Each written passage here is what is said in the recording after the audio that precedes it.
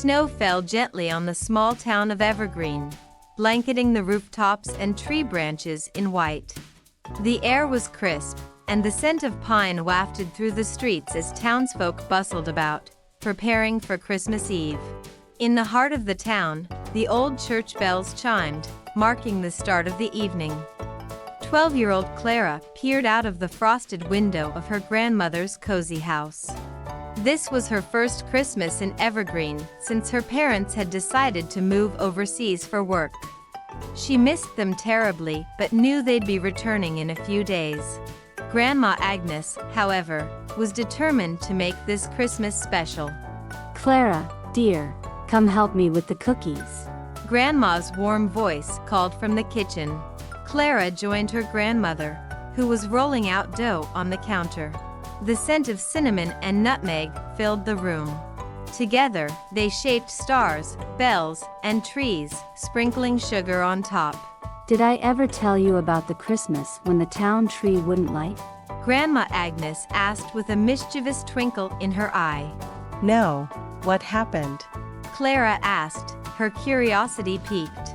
Well, Grandma began. It was the coldest Christmas I can remember. The whole town had gathered in the square for the lighting ceremony, but when the mayor flipped the switch, nothing happened. Turns out, the wires were frozen solid. What did you do? Clara asked, her hands busy decorating cookies. We made our own light.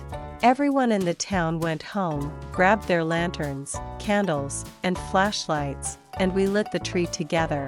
It wasn't perfect, but it was magical. Clara smiled, imagining the scene. That sounds wonderful. As night fell, Clara and Grandma Agnes carried their cookies to the town square, where the giant Christmas tree stood tall, adorned with twinkling lights and ornaments. Townsfolk were gathering, bundled in coats and scarves, their breath visible in the frosty air. The mayor stepped forward, holding the ceremonial switch. Merry Christmas, Evergreen, he declared, and flipped it. For a moment, nothing happened. A gasp rippled through the crowd as they realized the tree wasn't lighting up. Clara looked at her grandmother, remembering the story. I have an idea, Clara exclaimed.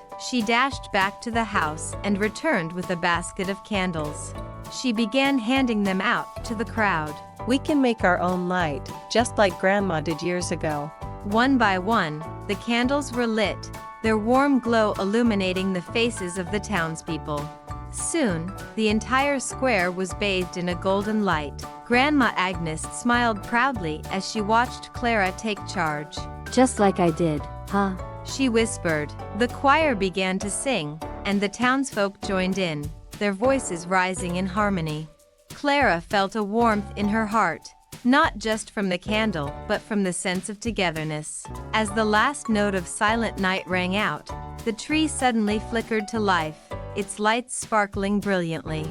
The crowd cheered, but Clara thought the real magic had already happened.